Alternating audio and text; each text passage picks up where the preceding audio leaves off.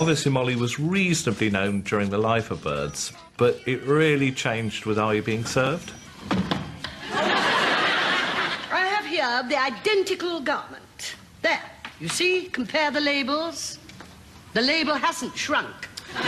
Mum knew what a sort of milestone it was to get that part, and, you know, the likelihood that this was going to be a big success. I assume that the instructions apply to the cardigan. Did you?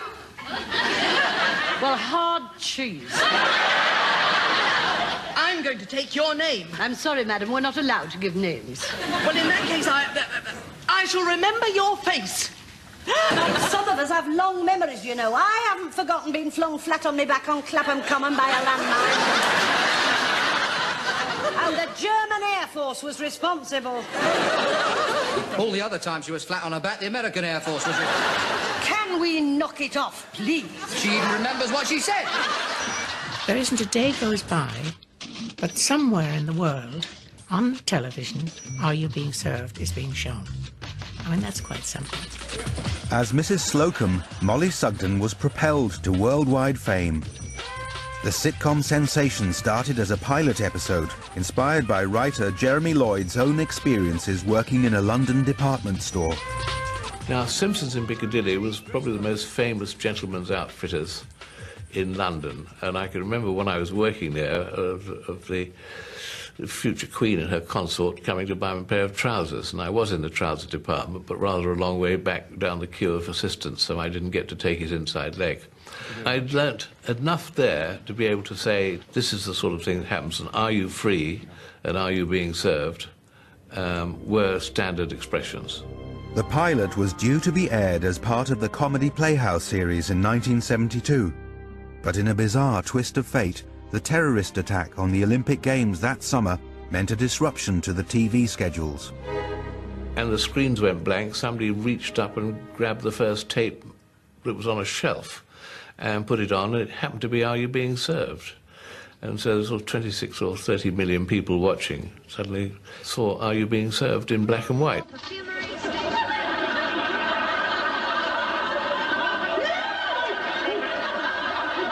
Mrs. Slocum was written in the script as Mrs. Slocum, senior sales assistant. When we met Mollie, that was the part she was ideal for. She immediately got that character, you know, and she got a hold of that. That was it. She was away in a hack, as they say. Mrs. Slocum. Captain Peacock, I do not respond to any man's finger. Her strength as an actress, I think, was simply that she could do anything. She had excellent, superb timing, and above all, she had a great sense of fun. She was a really game gal. Let Trevor Bannister pick her up in a fireman's lift, exposing acres of Directoire knickers and all that thing.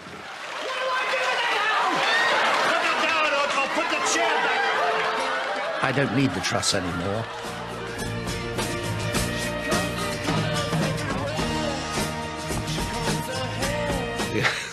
The idea of a different coloured hair, by the way, was Mollie's, because she said, I've got my hair, but would it be fun if I had a sort of different colour every week?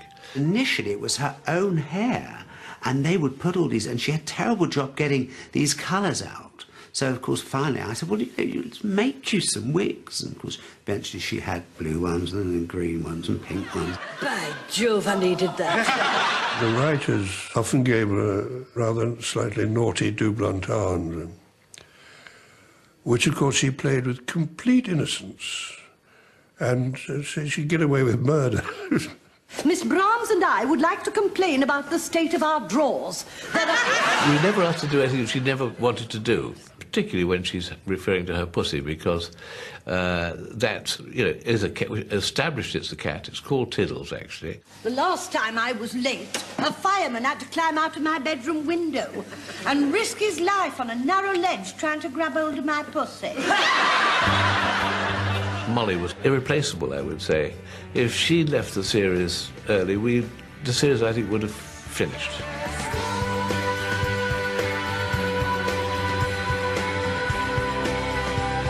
We came to the full realisation that it was a big hit when the Americans went for it, particularly the gay community in New York. And then she went out on a tour there, And she was mobbed everywhere. And there'd be a Mrs. Slocum lookalike contest where the 40 drag queens would turn up with stuffed cats under their arms in different multicoloured wigs. Mollie had to sort of judge them. I don't know whether Mollie liked being famous. She took a great deal of care of her fans, though. Mollie did all her fan mail personally. She'd spend hours replying to fan mail. In fact, she would even send presents if they were requested by fans. She'd go out and buy DVDs for them if they'd ask for them, and she'd sign them.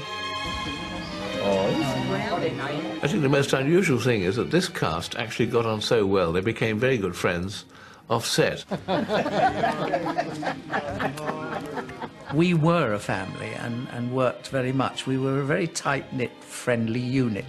Mollie was extremely close to Wendy because Wendy had a rather difficult home life in different homes with different husbands or different boyfriends who were not always very nice to her, which was rather sad, and Mollie was like a sort of mother hen to her, really. I think, in a way, sort of, Mollie looked upon her as perhaps a daughter. When we came together again, I mean, it was hello, hello, hello, you know, because we all got on like a house on fire. You know. She was a party girl, yeah, she liked to kick her legs up and have a dance and have a drink. She was a fun lady. I always remember the day she bought a Porsche. She said, oh, I'm getting a new car. And I said, oh, what'd you get me? She said, a Porsche. And we all sort of reeled a bit and thought, Mollie in a Porsche. And she used to drive like a bat out of hell. Oh, dear. she even did her test in her 80s and passed it, which was extraordinary, but she did. At the point when most couples would be retiring, Mollie and Bill were still very much in demand. Often working together in the theatre, and even in a sitcom written especially for them. Oh, you haven't got your slippers on. Don't move, love, I'll get them. Oh, you needn't bother. Oh, it's no bother, George. I do it every night of my life. They were always very, very close. They were the ideal happily married couple. That's all you could say about them. Bill died in 2000. Mollie never really totally got over that because they were so much of a team. They were mates, they were buddies, and it was very, very sad when he died. Thank God she had her wonderful boys and their wives and her grandchildren, which were wonderful for her, you know. They became her life then. But nothing was quite the same when Bill had gone. Oh, my word, you'll never guess who's just walked in. Who? Mollie Sugden. Don't be silly, Clive. Yeah, that's definitely her. Say hello. No, Clive, she doesn't want to be bothered. We're talking about you, a bridesmaid at a wedding. Of course she'll want to be bothered. No, Clive, no. Even in her 80s, Mollie remained the consummate comedienne, appearing in the multi-award-winning Little Britain. Sorry. Liz Bendel, she was the bridesmaid at your wedding. Well, I don't know anyone called Liz.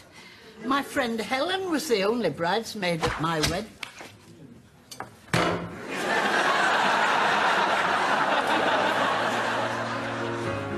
But health problems meant Mollie could work less and less. First of all, when she was 70, she had a heart attack followed by a quadruple bypass, which at 70 was a real challenge. And then she'd had a fall, and that resulted in some complications, and she had gone into a coma for a number of weeks. And I remember going home and being told, this is it. Don't they understand? She can fight back from anything. But it really was it that time. Mollie died on the 1st of July 2009. She was 86.